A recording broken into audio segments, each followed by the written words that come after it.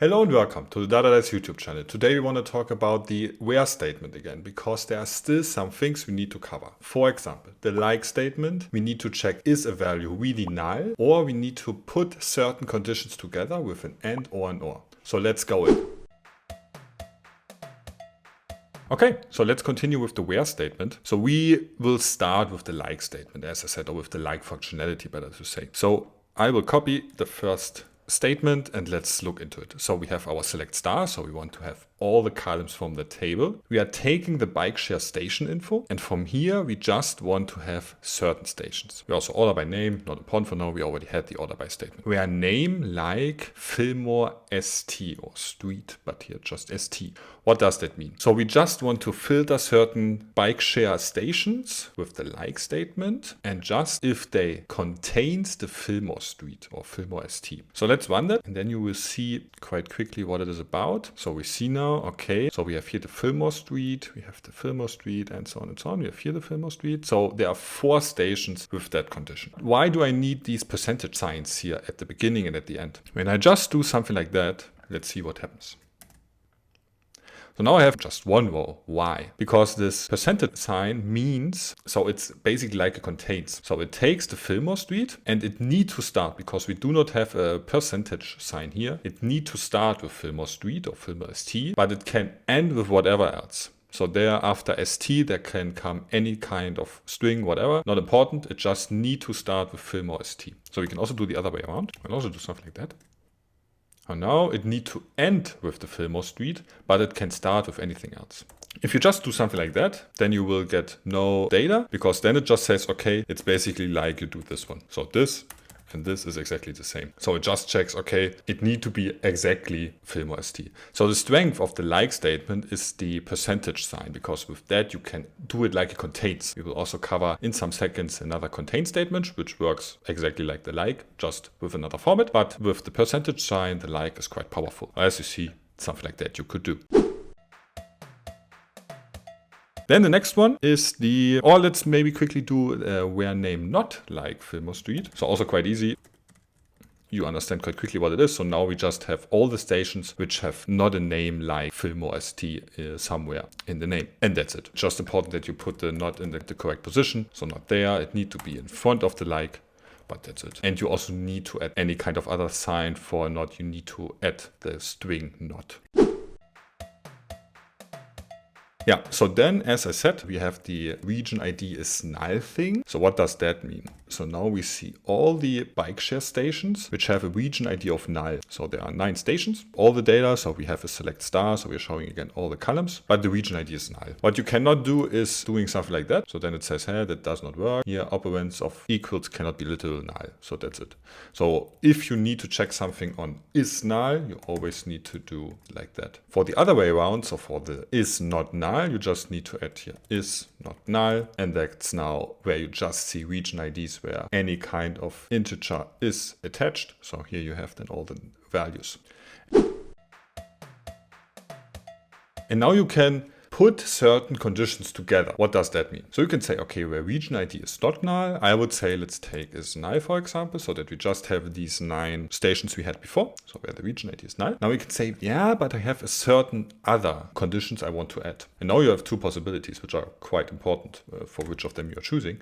So you can say an and, for example. You can also do it in another line. Let's do it like that. And for example, name like what we did. And let's see, let's take, for example, the street.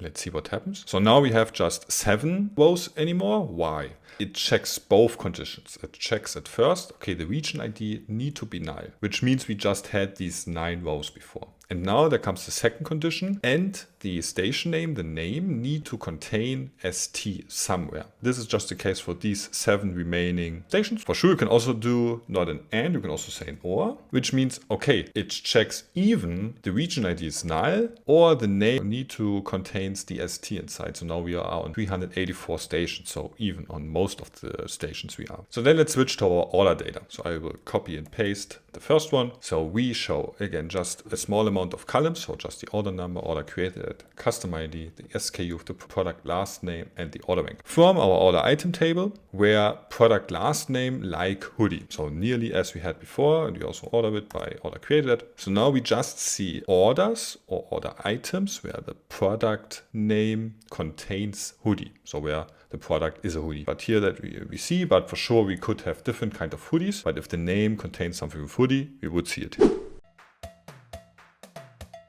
What we can additionally do, or what we can do, achieve the same thing, but with another kind of functionality, is the contains. So for that, we can delete this. We do regex contains. These are regular expressions, and we will cover them, I think, in a later video. But it's just important. So regex contains can write just like that. It's working totally easy. You just need to set at first, okay, on which column I want to check something, and then the value. And here you do not need now anymore the percentage signs.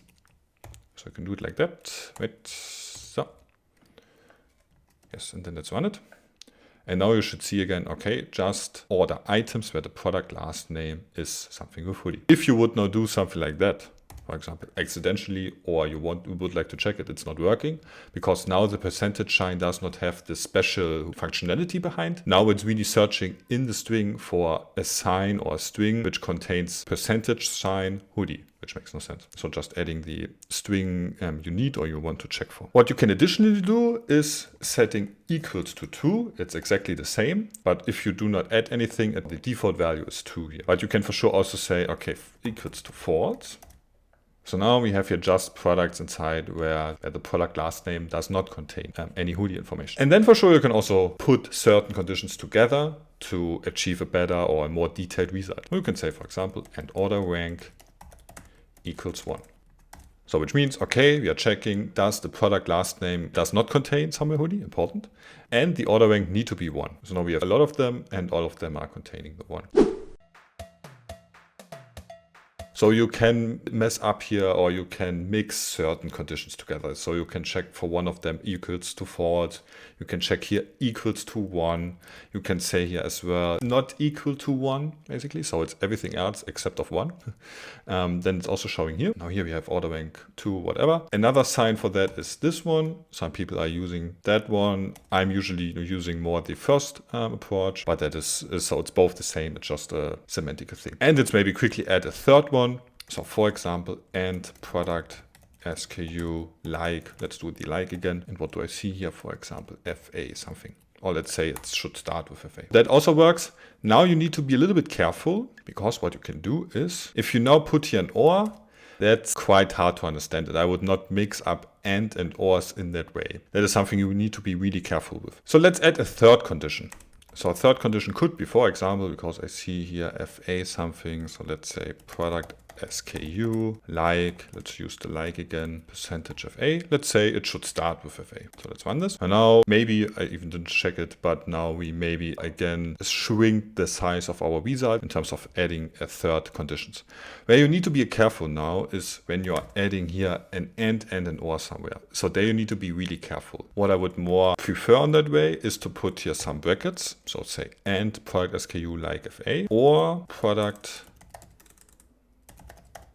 SKU like FB, so, and close the brackets again. So now it says, okay, so it need to have something with hoodie. The order rank should be not 1, and one of these two conditions are matching. So even the product SKU like FA or the product SKU like FB, and that's it. If one of both or both correct, which cannot be the case in that case, because they need to start with A or with FB. But if one of them is matching, it's fine. So we can also execute this one. I think we should still get the same amount, but at least it should work. So with that, you can filter your data step by step to get more clearness of your data. So that's it. And I think we just covered the most important conditions in BigQuery now.